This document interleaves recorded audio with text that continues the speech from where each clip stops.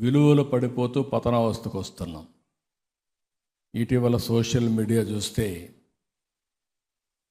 చాలా భయం వేస్తుంది. అంటే ఇంకా లెక్కలేనితనం కూడా వచ్చేసే పరిస్థితికి వస్తున్నాయి.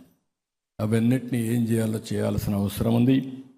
మళ్ళీ విలువలు కాపాడడానికి నాకు ఒక ఆలోచన వస్తే చాగంటి కోటేశ్వరరావు గారిని స్టూడెంట్స్ ఎథిక్స్ వాల్యూస్ని ప్రమోట్ చేయడానికి గవర్నమెంట్ అడ్వైజర్గా పెట్టా. ఎవరో ఒకరు ఈ విలువల గురించి మాట్లాడాలి. ఎవరో మాట్లాడకపోతే ఇంకా మనం ఎక్కడికి పోతాం అక్కడికి పోతాం.